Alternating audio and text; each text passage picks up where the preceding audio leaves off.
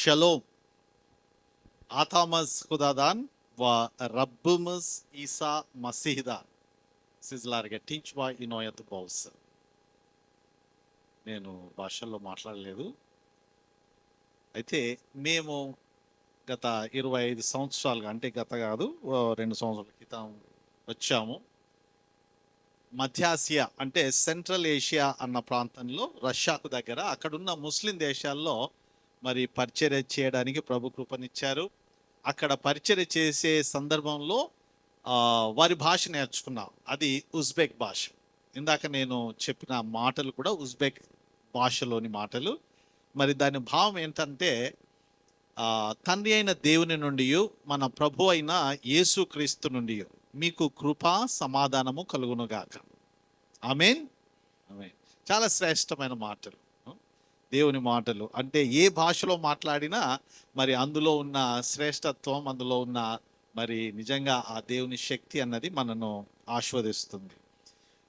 ఈరోజు నిజంగా చాలా నేను దేవునికి కృతజ్ఞతాస్తుతులు చెల్లించుకుంటున్నాను. ఎందుకనంటే మరి మొట్టమొదటిసారిగా సంఘంగా ఉన్న మరి దేవుని బిడ్డలుగా ఉన్న మీ ముందు నిలబడి కొద్దిగా నాకు తెలిసిన కొన్ని విషయాలు, ప్రభు నాకు చూపించిన కొన్ని సత్యాలను మీతో కూడా పంచుకోవాలన్న మరి ఆ భారాన్ని మరి దేవుడు నాకు ఇవ్వడం మాత్రమే కాకుండా మరి ఈరోజు అవకాశం ఇచ్చాడు. మరి సిస్టర్ ద్వారా మరి ప్రేమగా నన్ను పిలిచి ఈ అవకాశం ఇచ్చినందుకు మొదట దేవునికి మహిమ ఘనత ఆరోపిస్తున్నాను. అలాగే సిస్టర్ గారికి కూడా వందనాలు తెలియజేసుకుంటున్నాను. చాలా సంతోషం. మరి ఈ సమయంలో ముఖ్యంగా అంటే వాక్యానికి సంబంధించి మరి కొన్ని విషయాలు మీతో పంచుకోవడానికి ముందు చాలా సంతోషకరమైన విషయం ఈరోజు బ్రదర్ జానీ భాష గారి సాక్ష్యం. ఎప్పుడైనా నేను ముస్లిం, అంటే మేము ప్రభు నన్ను పిలిచిందే ముస్లిం పరిచర్య కొరకు 97వ సంవత్సరంలో. మరి అప్పటి నుంచి ఎక్కడైతే ముస్లిమ్స్ ప్రభులోకి వస్తారో అక్కడ చాలా నాకు ఎంత సంతోషమో, ఇంకా ప్రభుకు నేను స్తుతి తెలియచేసుకుంటూ సంతోషపడిపోతాను. అలాంటిది మరి ఈరోజు కూడా మరి సహోదరుని సాక్ష్యం విన్నాం. మరి ప్రభు చిత్తమైతే మధ్యాహ్నం సిస్టర్ సాక్ష్యం కూడా వినడానికి ప్రయత్నం చేద్దాం, సమయం ఉంటే కదా. చాలా అంటే మీరు తెలుసుకోవాల్సిన విషయం ఏంటంటే, చాలాసార్లు మనము ఏమనుకుంటామంటే అసలు ముస్లిం సువార్త చెప్పాలన్న తలంపే ఉండదు మనకు. ఎందుకో ఏమో, అంటే క్రైస్తవులకు చాలా మటుకు ఎవరికైనా సువార్త చెప్తాం, కానీ ముస్లిం చెప్పడానికి అది వాళ్ళు మనుషులు కాదనుకున్నామో ఏమో తెలియదు, కానీ మొత్తానికి వాళ్ళకైతే సువార్త చెప్పాం. కారణం ఏంటో నాకు తెలీదు, ఆలోచన కూడా రాదు మనకు అది కదా. ఒకవేళ వచ్చినా అబ్బే వాళ్ళు విన్నా వాళ్ళు మారరు, ఎందుకు అనవసరంగా అన్నట్టుగా మనం వాళ్ళ దగ్గరికి వెళ్ళము, వాళ్ళ గురించి ప్రార్థన చేయము, వాళ్ళకు సువార్త చెప్పము. కానీ ఈరోజు దేవుడు మన ముందు ఒక సజీవ సాక్ష్యాన్ని పెట్టాడు. అందరూ విన్నారు కదా. ఒక వ్యక్తి మాత్రమే కాదు, ఆయన కుటుంబంలో దేవుడు ఎంత గొప్ప అద్భుతం చేశాడు. దేవునికి అసాధ్యమైనది ఏదీ లేదన్నది మరొకసారి మనం జ్ఞాపకం చేస్తున్నాం. దేవునికే మహిమ కలుగును కాక. ఆమేన్. మన దేవుడు గొప్పవాడు. ఆ గొప్ప దేవుని గురించి కొన్ని విషయాలు చూద్దాం.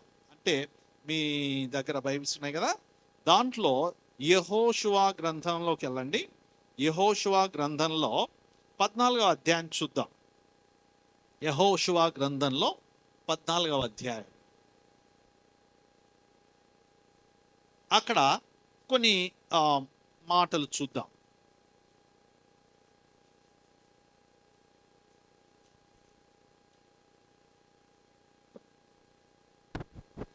సరే, ఇక్కడ జరుగుతున్న విషయం ఏంటయ్యా అనంటే, మరి ఇశ్రాయేలీయులను వాళ్ళు ఐగుప్తు దేశంలో బందీలుగా, మరి అంతేకాకుండా ఏమంటారు, వారికి దాసత్వంలో ఉన్నప్పుడు దేవుడు తన సేవకుడైన మోషేను అక్కడికి పంపి వారిని విడిపించి, తన బలమైన హస్తంతో వారిని విడిపించి, మరి అక్కడి నుంచి ఐగుప్తు నుంచి తాను వాగ్దానం చేసిన కానాను దేశానికి తీసుకుని వచ్చాడు. అది మామూలుగా జరిగిన విషయం కాదు. అంటే కొన్ని లక్షల మనుషులు, లక్షల జనాంగం అది ఆ పాటికి. వాళ్ళందరినీ, పిల్ల జల్లలందరితో కలిసి వాళ్ళందరినీ తీసుకుని పోషిస్తూ మరి ఆయన ఏం చేశాడు అంటే తాను వాగ్దానం చేసిన ఆ కనాను దేశాన్ని తీసుకొని వచ్చాడు. ఆ దారంతటా ఎన్నో విషయాలు జరిగిపోయాయి. చివరికి వాళ్ళు అక్కడికి వచ్చారు. వచ్చిన తర్వాత వాళ్ళు అక్కడున్న ఒక నది ఉంది, యోర్దాను నది. ఆ యోర్దాను నది దాటి మరి కానాను దేశంలోకి ప్రవేశించారు. ప్రవేశించిన తర్వాత వాళ్ళంతా ఒక దగ్గర మరి కూడి దేవుడు వాగ్దానం చేసిన ఆ దేశాన్ని పంచుకోబోతున్నారు. దేవుడు ఇచ్చాడు వాళ్ళకి. ఎందుకంటే అక్కడున్న ప్రజలంతా శాపగ్రస్తులు అయిపోయారు దేవుని దృష్టిలో. వాళ్ళని తొలగించి ఆ దేశాన్ని పవిత్రపరిచి నేను మీకు ఇస్తానని దేవుడు వాగ్దానం చేశారు. వాగ్దానం చేసిన తర్వాత ఆ వాగ్దానం నెరవేర్చుకుంటూ అక్కడికి వచ్చారు, తీసుకొచ్చాడు వాళ్ళని. ఇప్పుడు అక్కడ జరుగుతున్న సంఘటన ఇది. ఆ సంఘటన ఏంటి అని అంటే మనం చదువుదాం దయచేసి. మీరు కూడా ఏం చేయండి అంటే మనము మార్చి చదువుదాం ఈ అధ్యాయాన్ని, ఓకేనా? నేను ఒక వచనం చదివితే మీరు ఇంకో వచనం చదవాలి, రైట్? యెహోషువ గ్రంథము 14వ అధ్యాయము మొదటి నుంచి చివరి వరకు. ఇశ్రాయేలీయులు కనాను దేశమున పొందిన స్వాస్థ్యములు ఇవి.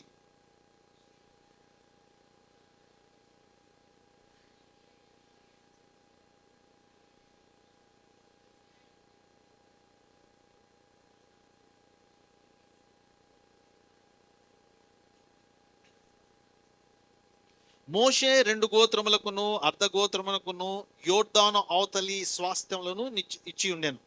అతడు వారిలో లేవీయులకు ఏ స్వాస్థ్యము ఇయ్యలేదు.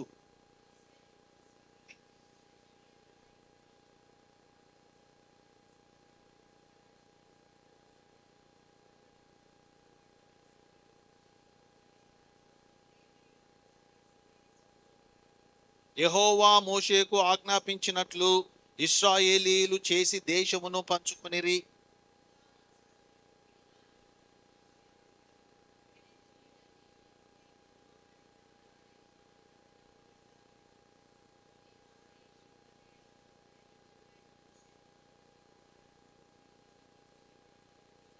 దేశమును వేగుచూచుటకు యెహోవా సేవకుడైన మోషే కాదేషు బర్నేయలో నుండి నన్ను పంపినప్పుడు నేను 40 ఏండ్ల వాడను.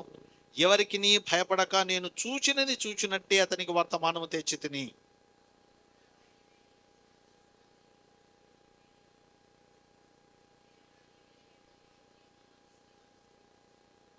ఆ దినమున మోషే ప్రమాణము చేసి, నీవు నా దేవుడైన యెహోవాను నిండు మనసుతో అనుసరించితివి గనుక నీవు అడుగుపెట్టిన భూమి నిశ్చయముగా నీకును నీ సంతానమునకును ఎల్లప్పుడూ స్వాస్థ్యముగా ఉండుననెను.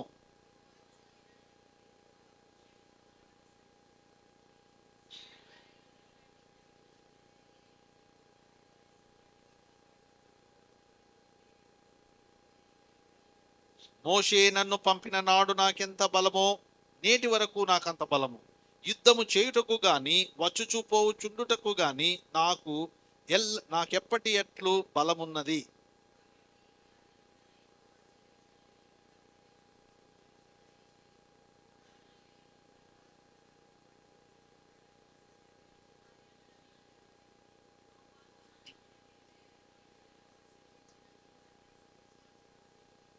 యెఫున్నె కుమారుడైన కాలేబు ఇశ్రాయేలీల దేవుడైన యెహోవాను నిండు మనస్సుతో అనుసరించువాడు గనుక యెహోషువ అతన్ని దీవించి అతనికి హెబ్రోనును స్వాస్థ్యముగా ఇచ్చెను.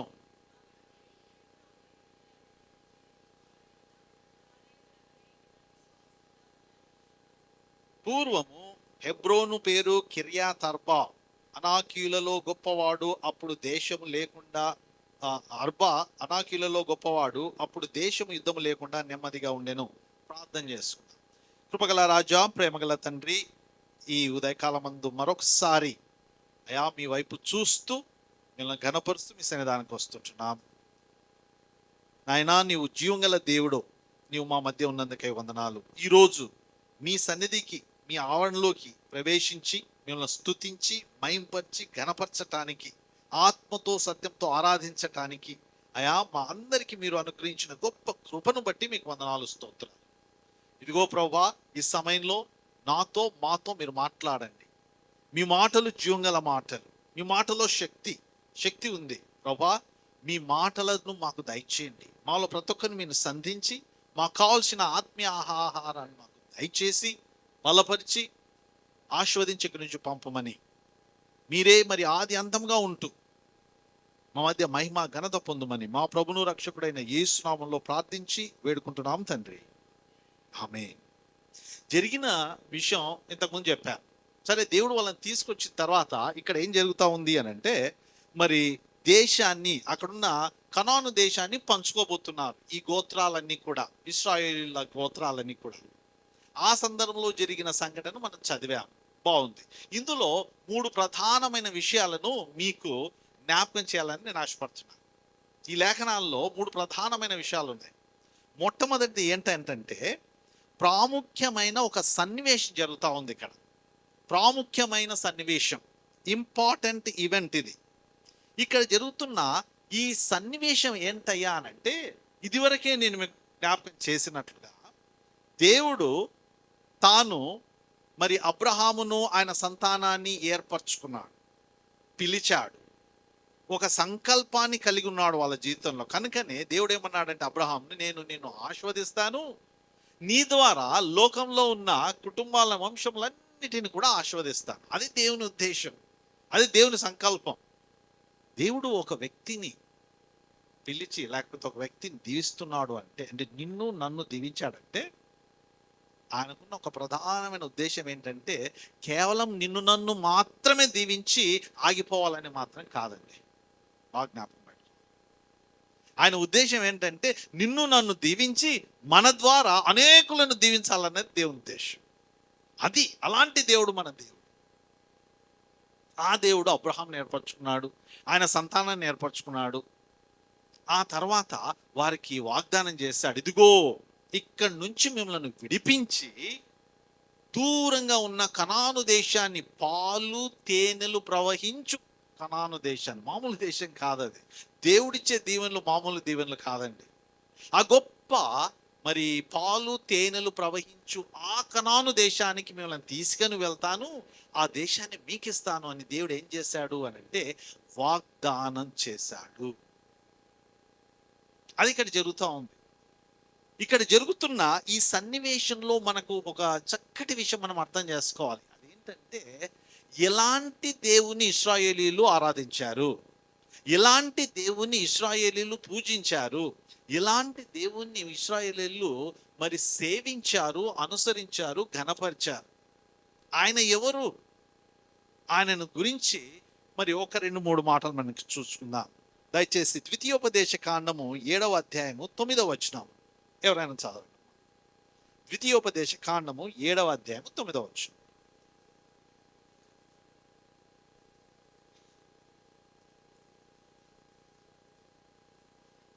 కాబట్టి బాగా వినాలి, దేవుడైన యెహోవా తానే దేవుడనియు, తను ప్రేమించి తన ఆజ్ఞలను అనుసరించి నడుచుకుని వారికి తన నిబంధనను స్థిరపరచువాడును, 1000 తరముల వరకు కృపచూపువాడును, నమ్మదగిన దేవుడుననియు. చాలా, ఈ దేవుడు ఎలాంటి దేవుడమ్మా?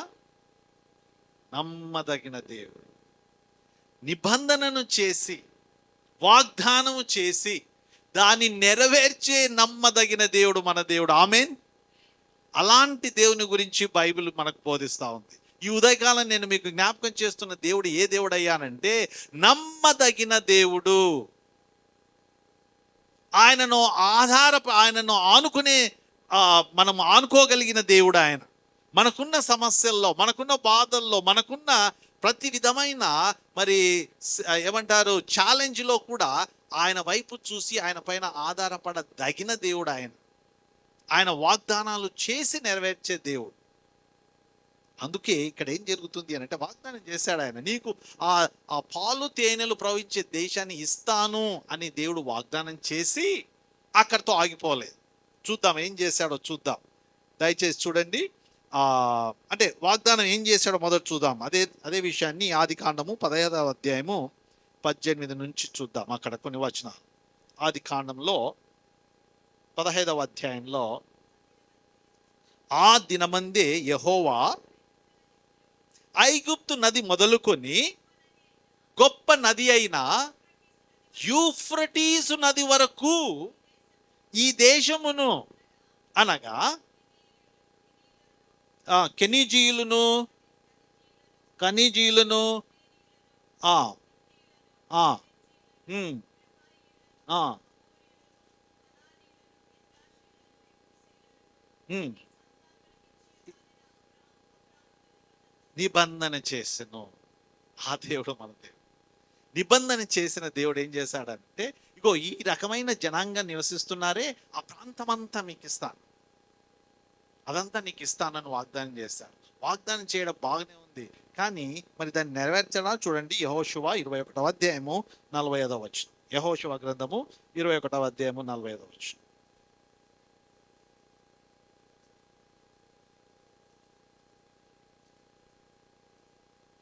ఆ చివరి వచనం 21.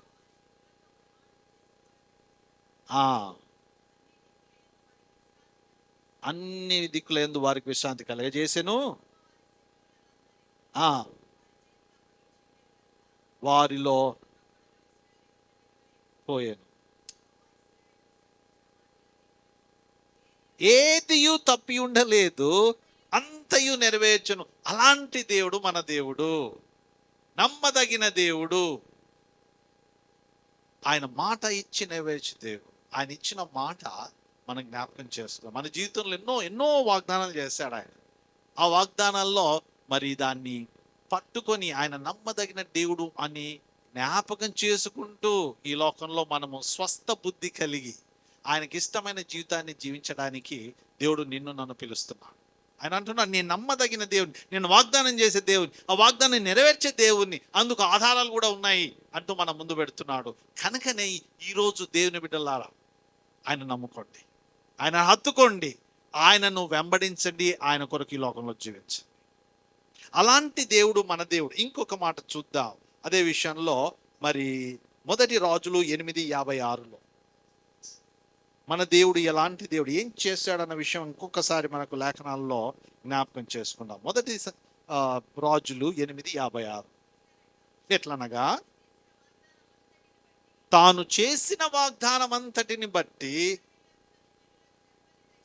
ఇశ్రాయేలీయులకు తన జనులకు నెమ్మది కలగజేసిన యెహోవాకు స్తోత్రము కలిగియుండునుగాక. తన దాసుడైన మోషే ద్వారా ఆయన చేసిన శుభ వాగ్దానములు ఒక్క మాట అయినా తప్పిపోయినది కాదు. విన్నారా మన దేవుడు ఎలాంటి వాడో? మన దేవుడు ఒక్క మాట కూడా తప్పిపోయే దేవుడు కాదు. అలాంటి దేవుణ్ణి మరి సేవించడానికి, అలాంటి దేవుని ఆరాధించడానికి, అలాంటి దేవుని వెంబడించడానికి, అలాంటి దేవుని బిడ్డలుగా ఈ లోకంలో జీవించడానికి నిన్ను నన్ను దేవుడు పిలిచాడు. ఆ పిలుపులో మనం ముందుకెళ్దాం. ధైర్యంగా ఉండండి, స్తుతించండి, దేవుని ఆనందించండి, ఘనపరచండి. మన దేవుడు గొప్పవాడు, నమ్మదగిన వాడు. అది మొదటిది. ప్రాముఖ్యమైన ఈ సన్నివేశం ఇక్కడ జరుగుతున్న విషయంలో దేవుడిచ్చిన వాగ్దానపు నెరవేర్పును మనం చూస్తున్నాం. దాన్ని బట్టి ఆ వాగ్దానం చేసిన దేవుడు ఎలాంటి దేవుడో మనం జ్ఞాపకం చేసుకున్నాం. బాగుంది. రెండవది, అసాధారణ వ్యక్తిత్వం కనబడుతోంది ఇక్కడ. ఫస్ట్ది వచ్చేసి అ సిగ్నిఫికెంట్ ఈవెంట్, రెండవది అన్ ఎక్స్ట్రాడినరీ క్యారెక్టర్. రెండవది వచ్చి అసాధారణమైన వ్యక్తిత్వం ఇక్కడ కనబడుతుంది. అంటే సాధారణమైన ఒక వ్యక్తి కాకుండా అసాధారణమైన వ్యక్తిని మనం చూస్తున్నాం ఈ లేఖనాల్లో. మన చుట్టూ ఉన్న వ్యక్తులందరూ సాధారణమైన వ్యక్తులే కదా. చాలాసార్లు వ్యక్తులందరూ సాధారణంగానే కనపడతారు, కానీ ఇక్కడ ఒక అసాధారణమైన వ్యక్తిని చూస్తున్నాం. ఆయన్నే కాలేబు. ఈ కాలేబుని గురించి మనం ఎక్కువ వినాం. చాలా విషయాలు మనం చదవం బైబిల్లో, కొద్దిగానే ఉంది, చాలా కొద్దిగానే ఉంది. ఆ కొద్దిలో కూడా ఆయన అసాధారణ వ్యక్తి, ఎక్స్ట్రాడినరీ పర్సన్, అంటే మామూలు వ్యక్తి కాదు అన్నది మనకు అర్థమవుతాం. మరి ఈయన ఎలాంటి వ్యక్తి అయ్యా అని మనం ఒకవేళ లేఖనాలను ధ్యానించి చూస్తే కొన్ని శ్రేష్టమైన విషయాలు మనకు బయలుపడతా ఉంటాయి. వాటిని మనం జ్ఞాపకం చేసుకోవాలి ఈరోజు. లేఖనాల ద్వారా కాలేబు అనే ఒక దైవజనుని జీవితాన్ని దేవుడు మన ముందు ఉంచాడు. అందులో మనం నేర్చుకోవాల్సిన పాఠాలను ఇప్పుడు మీరు జ్ఞాపకం చేసుకోవాలి. ఓకేనా? సో ఏంటి ఈయన ప్రత్యేకత ఏంటి అని అంటే, మొట్టమొదటిది, ఆయన తన దేవుని ఎరిగిన వాడు. ఆయన ఎలాంటి వాడు? ఆయన తన దేవుని ఎరిగాడు. అందుకనే దానియేలు గ్రంథంలో, మరి దానియేలు గ్రంథం 11వ అధ్యాయం 32వ వచనంలో ఒక మాట ఉంటుంది. అక్కడ ఏముంటుంది అని అంటే చూడండి, దానియేలు గ్రంథం 11వ అధ్యాయం 32వ వచనంలో, తన దేవుని ఎరుగువారు బలము కలిగి గొప్ప కార్యాలు చేస్తారట. వీళ్ళు దేవుని ఎరిగిన వాళ్ళు మామూలుగా ఉన్నారట. చూడండి, బాగా వినాలి. దేవుని ఎరిగాడు కాబట్టి ఆయన ఏం చేశాడు అంటే గొప్ప కార్యాలు చేశాడు. మరి ఎరగడం అంటే ఏంటి? దేవుని గురించి మరి ఏదన్నా ఒక మీటింగ్లో కూర్చొని ఆయన అంటే పాస్టరో లేకపోతే ఒక ప్రసంగికుడు చెప్పిన విషయాలు విని వెళ్ళడమా? ఆయన ఏం చేశాడు? ఆయన జీవితంలో గురించి మనం ఆలోచిస్తే, కాలేబు కేవలం దేవుని మాటలు లేకుంటే దేవుని గురించి వినటమే కాకుండా దేవుని వ్యక్తిగతంగా ఆయన అనుభవించి చూశాడు. వ్యక్తిగతంగా అనుభవించాడు. చూడండి, మొట్టమొదటి ఏంటి అని అంటే దేవుని యొక్క భద్రతను ఆయన అనుభవించాడు. ఎక్కడ అనుభవించాడు? మీకు జ్ఞాపకమే ఉంటుంది. ఇశ్రాయేలీలను ఐగుప్తు దేశం నుంచి విడిపిస్తున్నప్పుడు దేవుడు మోషే ద్వారా ఏం చేశాడు? ఐగుప్తీయుల మధ్య గొప్ప కార్యాలు చేశాడు, అద్భుతాలు చేశాడు. ఎన్నెన్నో మరి ఆ 10 ఏమంటారు వాటిని, ఆ తెగుళ్ళు వచ్చాయి వాళ్ళకి. మరి ఇశ్రాయేలు పైకి వచ్చాయి అవేమన్నా? ఒక్కటి కూడా రాదు. దేవుని భద్రతను చూశాడు ఆయన. కాలేబు అక్కడున్నాడు. అక్కడ ఉన్న ప్రజల్లో ఇశ్రాయేలులో కాలేబు ఒకడు. ఆయన చూస్తూ ఉన్నాడు. దేవుని భద్రతను అనుభవించాడు. చివరిలో ఆ దేశ ప్రజల్లోని ప్రథమ పుత్ర లేకపోతే ప్రథమ సంతానం ఏవైతే ఉన్నారో వాళ్ళంతా చనిపోయారు.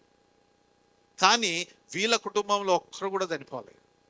దేవుని భద్రతను ఆయన అనుభవించి చూశాడమ్మా. నీవు అనుభవించి చూసావా? ఒకవేళ చూస్తే ఏంటి అని అంటే నీవు కూడా దేవుని అనుభవపూర్వకంగా తెలుసుకున్నావు అన్నట్టు. కాలేబు తెలుసుకున్నాడు. మరి నీవు తెలుసుకున్నావా? తెలుసుకోకపోతే తెలుసుకోవడానికి నీకు దేవుడు అవకాశం ఇస్తున్నాడు, రమ్మంటున్నాడు. రెండవది చూద్దాం. అంత మాత్రమే కాకుండా ఆయన ఏం చేశాడు అంటే, కాలేబు దేవుని యొక్క అనుగ్రహాన్ని లేకపోతే ప్రొవిజన్, దేవుడిచ్చిన ఏమంటారు, దేవుని అనుగ్రహం అనుకుందాం.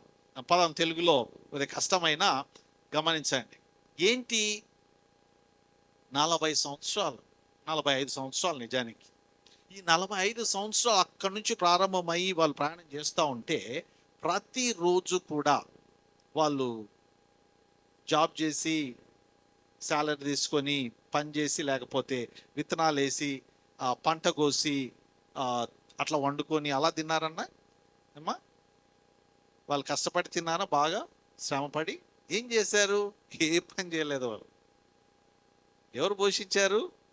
దేవుడు పోషించాడు. వారిని విడిపించిన దేవుడు, వారిని పిలిచిన దేవుడు ప్రతిరోజు వారికి ఆహారం ఇచ్చాడు. పరలోకంలో దేవదూతలు తినే ఆహారం ఇచ్చాడట వాళ్ళకి.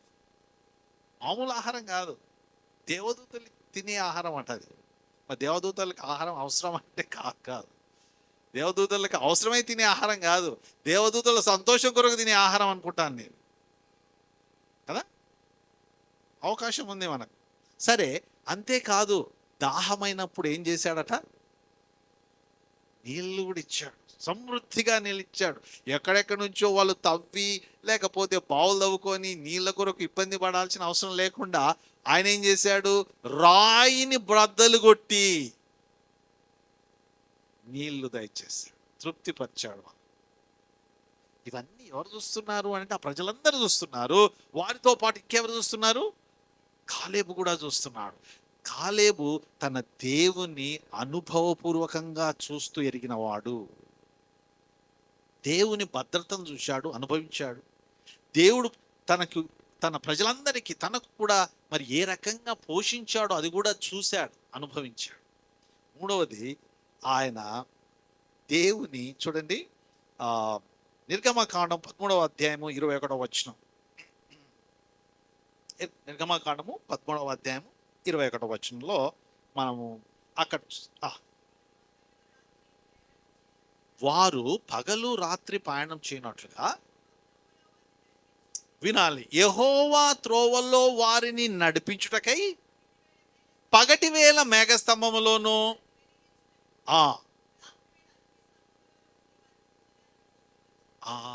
ఇప్పుడు చాలు. ఇప్పుడు ఇక్కడ ఏం చేస్తున్నాడు దేవుడు? ఎక్కడున్నాడు? వాళ్ళకు ముందుగా నడుస్తున్నాడు, వాళ్ళతో పాటు ఉన్నాడు, వారి మధ్య ఉన్నాడు. ఎక్కడైతే మరి వాళ్ళంతా మరి ఆగిపోతారో, ఇశ్రాయేలీలు ఆగాల్సి వచ్చినప్పుడు మేఘస్తంభము లేకపోతే అగ్నిస్తంభము ఆగిపోతే వాళ్ళంతా ఆగిపోయేదట. వాళ్ళంతా చుట్టూ వాళ్ళ ఆ టెంట్లు వేసుకొని వాళ్ళు అక్కడ ఆగిపోతే వారి మధ్య దేవుని సన్నిధి, వారి మధ్య. ఒకసారి మీరు ఆలోచించండి, మనమంతా ఉన్నప్పుడు మధ్యలో మేఘస్తంభము లేకపోతే ఒక అగ్నిస్తంభం వచ్చి నిలబడితే ఎలా ఉంటుంది పరిస్థితి? ఒక్కసారి మనం అదిరిపోతాం కదా. కానీ వీళ్ళు ప్రతిరోజు 40 ఏళ్ళు ఈ అనుభవం గుండా వచ్చారు. వీళ్ళు ఏదో ఒకసారి అలా దర్శనంలో వచ్చి వెళ్ళిపోయినట్టు కాదు, ప్రతిరోజు అనుభవిస్తున్న అనుభవం వాళ్ళకు. దేవుని సన్నిధి, దేవుడే వారి మధ్య.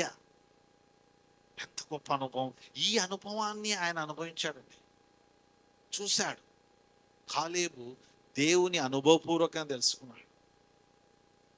భద్రత విషయంలో, పోషణ విషయంలో, అంతేకాదు ఆయన సన్నిధి విషయంలో దేవుని అనుభవపూర్వకంగా ఎరిగిన వాడు కాలేబు. కనుకనే ఆయన గొప్ప కార్యములు చేయగలిగాడు. ఈనాడు క్రీస్తు యేసునందు విశ్వాసులకు ఉన్న గొప్ప ఒక ఆధిక్యత ఏంటో తెలుసా? చూడండి, కొలొస్సీయులకు రాసిన పత్రిక 1వ అధ్యాయము 2వ వచనం, 27వ వచనం. కొలొస్సీయులకు రాసిన పత్రిక 1వ అధ్యాయం. ఇక్కడ ఒక మర్మం ఉంది. ఈ మర్మం యొక్క ఐశ్వర్యం ఎట్టిదో అని వివరిస్తున్నాడు పౌలు ద్వారా దేవుడు. అనగా మీ అందున్న క్రీస్తు మహిమ నిరీక్షణ అయి ఉన్నాడని.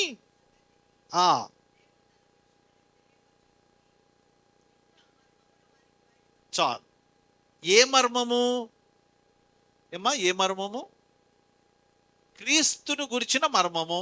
మరి ఈ క్రీస్తు ఎక్కడున్నాడంట? చదివాము ఇప్పుడే.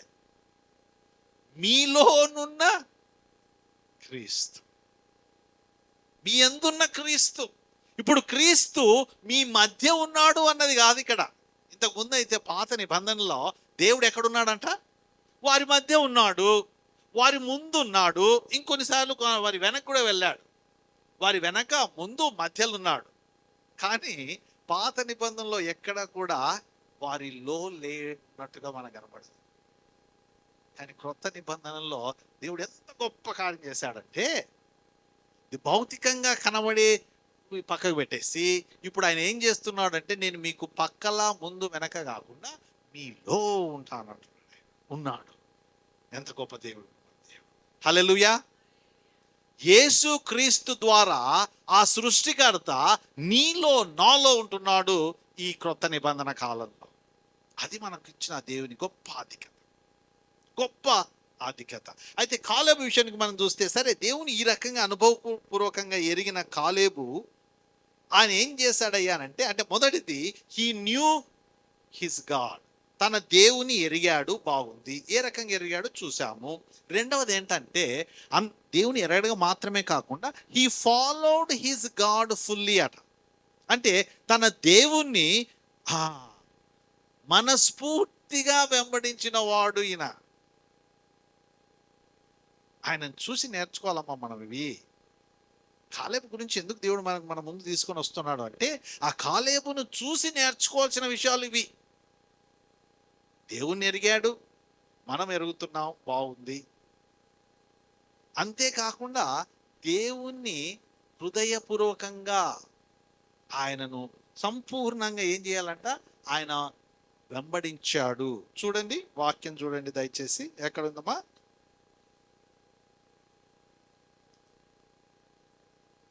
మోషే చెప్తాడు కదా, మనం ఇందాక చదివి దాంట్లో ఆ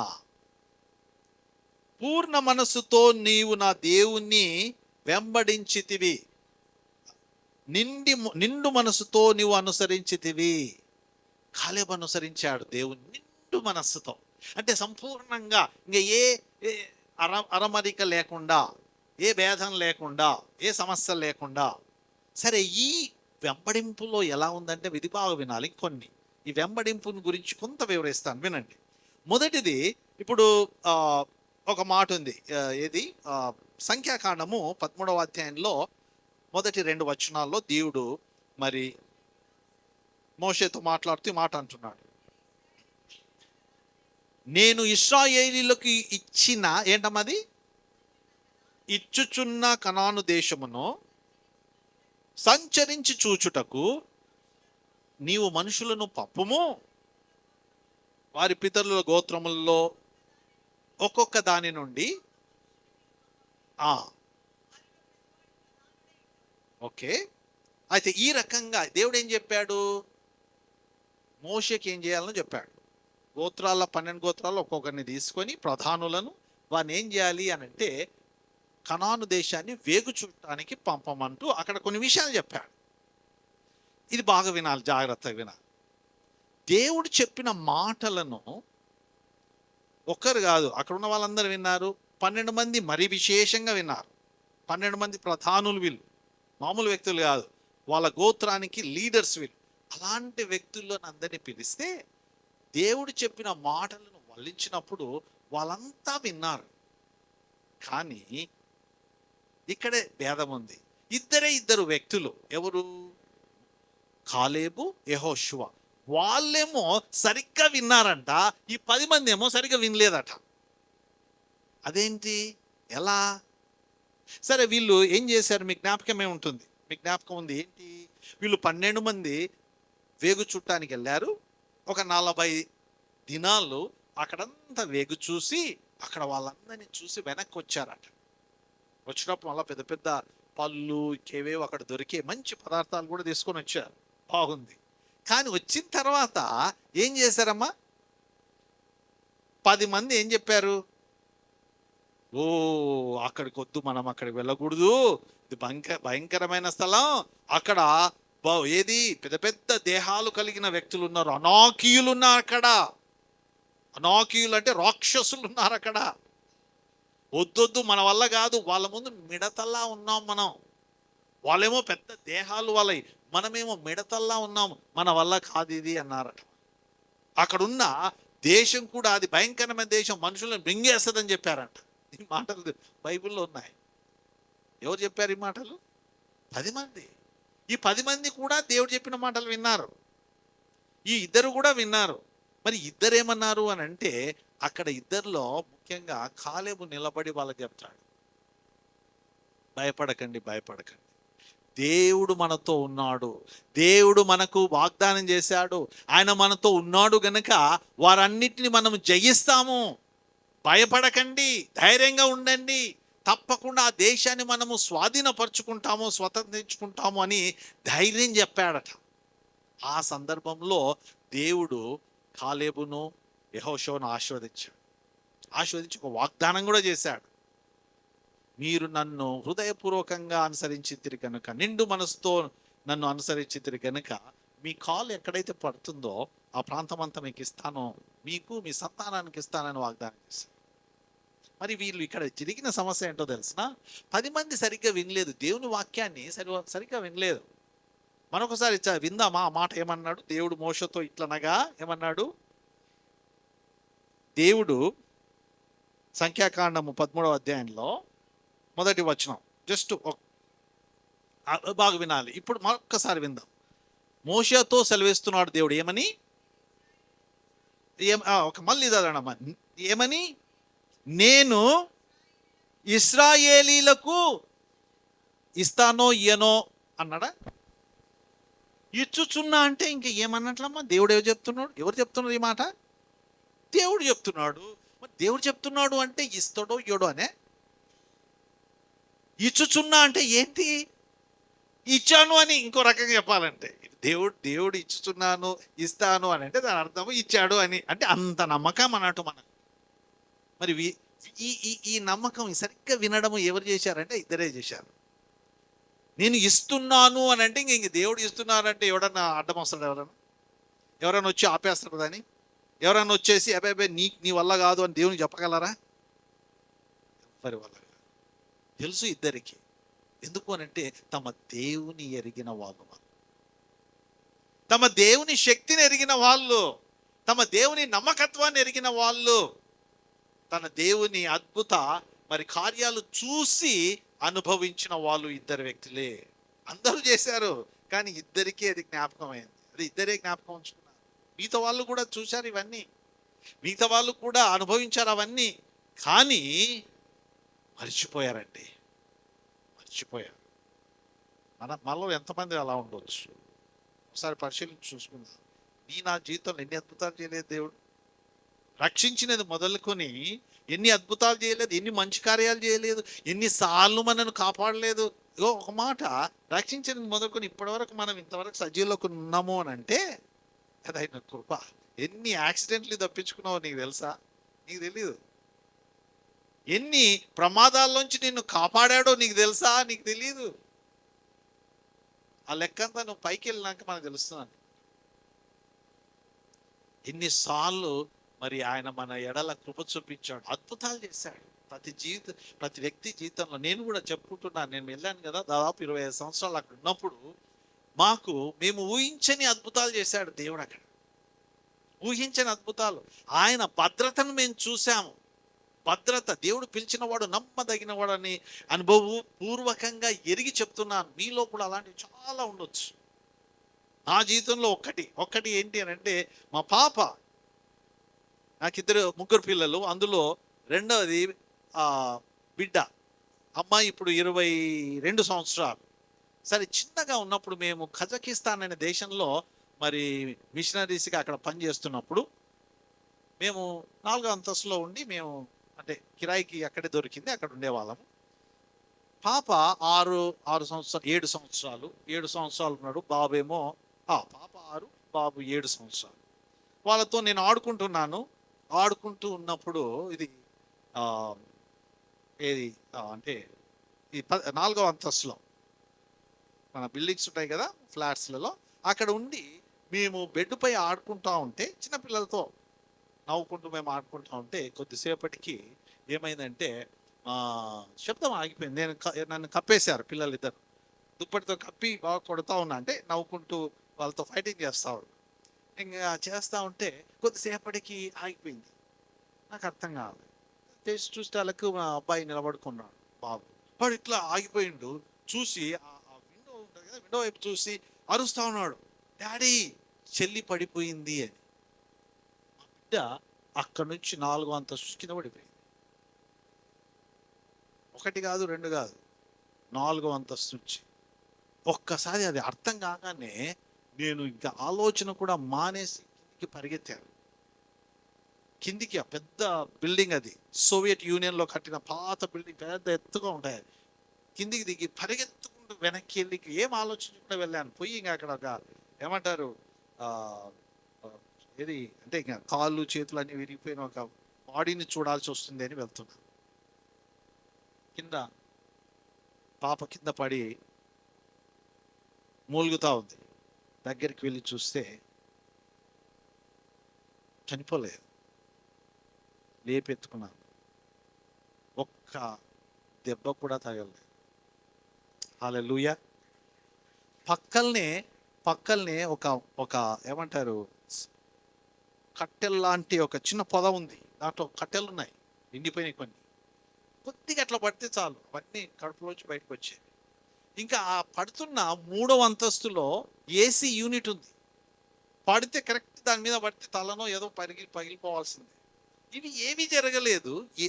6 ఏళ్ళ అమ్మాయి అక్కడి నుంచి పడితే ఇంకా మామూలుగా అయితే ఎత్తుకుంటారమ్మా ఎవరన్నా? మా బాబు వెంటనే బైబిల్ తీసుకొచ్చి డాడీ అని ఓపెన్ చేసి చూపిస్తున్నాడు. ఏమని? 91వ కీర్తనలో ఉంటుంది. అక్కడ నీవు ఏంటి కింద పడ్డప్పుడు పడిపోకుండా దేవదూతలు నిన్ను ఎత్తుకుంటారు అని అక్కడ వాక్యం చూపిస్తుంది. అంటే అది ఎలా జరిగిందో ఈనాటికి నాకు తెలియదండి. అదొక అద్భుతం. అలాంటి భద్రత అన్నది కేవలం దేవుడు మాత్రమే ఇస్తాడు. ఆయన నమ్ముకున్న ఆయన బిడ్డలకు మనకి ఇంకెన్నో, అదొకటి ఏదో ఒకటి చెప్పాను నేను. నాకన్నా ఎక్కువ మీ జీవితంలో ఇంకెన్నో చేసి ఉంటాడు. ఒకసారి చూసుకోండి. ఆయన నమ్మదగిన దేవుడు, కాపాడుతూ వచ్చిన దేవుడు, కృప చూపిస్తుంటూ వచ్చిన దేవుడు, పోషిస్తూ వచ్చిన దేవుడు, పోషిస్తూ కూడా వచ్చిన మమ్మల్ని కూడా. ఇంకో చిన్న ఉదాహరణ చెప్తాను. ఒకసారి అంటే బాబు మావాడు పుట్టినప్పుడు, చిన్నగా ఉన్నప్పుడు, 6 నెలల బాబు, మేము కిర్గిస్తాన్లో ఉన్నాం. అక్కడ పనిచేస్తున్నప్పుడు జరిగిన సంఘటన. బాబు 6 నెలల ప్రాంతంలో పాలు తాగుతూ ఉన్నాడు. అప్పుడే మేము పాలు కొన్ని ఇవ్వడం ప్రారంభించాము. ఈ పాలు తాగడానికి పాలు కొనాలి. అయితే రోజు కొనేవాళ్ళం. కాకపోతే ఒక నెలలో ఏమైంది అని అంటే డబ్బులు లేవు. డబ్బులు ఉన్నాయి, ఒక 25 రూపాయలేమో ఉన్నాయి. ఆ నెలంతా గడవాలి అంటే బియ్యం ఉంది, పప్పులు మీద అన్ని వంట చేసుకోవడానికి అన్నీ ఉన్నాయనుకోండి, దేవుని కృపను బట్టి. కాకపోతే ఏదైనా కొనాలంటే మాత్రం వీలు లేదు. ఒక 26-27 రూపాయలు ఉంది అంతే. ఇంక ఏం చేయాలి? ప్రార్థన చేస్తున్నాం, పాలు కొనడానికి రాదు. సరే అని చెప్పేసి నేను ప్రార్థన చేసి ఆ రోజు సిస్టర్ చెప్పాను. ఏమని అంటే నా భార్యకి చెప్పాను, సరే ప్రార్థన చేయి, నేను చర్చికి వెళ్తున్నాను, అంతవరకు ఏదన్నా గంజో ఏదైనా ఉంటుంది కదా చేసి బాబుకి ఇచ్చేసి చూద్దాం మరి దేవుని కృప అంటే నేను వెళ్ళిపోయాను. నేను వచ్చేప్పటికి మధ్యాహ్నం వచ్చాను. వచ్చేప్పటికి బాబు పాలు తాగుతున్నాడు. నేను ఆశ్చర్యపోయాను, ఏంటి పాలు తాగుతున్నాడు అని అంటే నా భార్య జరిగిన సంఘటన చెప్పింది. ఏంటి అని అంటే, నేను వెళ్ళిపోయిన తర్వాత ఒక లేడీ అంటే ఒక ముస్లిం అమ్మ, పెద్ద మనిషి, ఆమె ముస్లిం, ఒక ఆమె వచ్చింది, వెతుక్కుంటూ వచ్చిందంట ఆ బిల్డింగ్లో. ఇక్కడ ఇండియన్ ఫ్యామిలీ ఉంటుంది కదా, ఇండియా నుంచి వచ్చిన ఫ్యామిలీ, వాళ్ళు ఎక్కడుంటారమ్మని అందరినీ అడుక్కుంటూ వస్తే వాళ్ళు 3వ అంతస్తులో వేరే దగ్గర మేము ఉన్నప్పుడు చూపిస్తే, మొత్తానికి ఆమె ఇంటి దగ్గరకు వచ్చి తలుపు తట్టితే నా భార్య తలుపు తెరిస్తే ఆమె బాటిల్ నిండా మిల్క్ పట్టుకొని అడుగుతూ ఉంది, అమ్మ ఇక్కడ ఈ మీ అంటే నా పేరు చెప్పింది. నా పేరు అక్కడ అదిల్ అని అంటారు. అదిల్ ఎక్కడ ఆయన మీ భర్తనేనంటే అవునమ్మా అని మాట్లాడింది. ఎందుకంటే భాష నేర్చుకున్నది నా భార్య కాబట్టి మాట్లాడే సందర్భంలో ఆమె చెప్పిందంటే, ఇది ఈ పాలు ఈ బాబు కొరకు తీసుకొని వచ్చాను, మీ బాబు కొరకు అంటే నా దగ్గర ఇప్పుడు నాకు అవసరం లేదని చెప్పింది. అవసరం లేదంటే నా దగ్గర డబ్బులు లేవు, అది చెప్పలేక పర్లేదండి మాకు పాలు వద్దులేండి అని చెప్పింది. లేదమ్మా, ఇది నేను అమ్మడానికి రాలేదు, ఇది మీకు ఇవ్వడానికి వచ్చాను. ఎందుకు ఇవ్వడానికి, మాకెందుకు అని అడిగిందంట నా భార్య.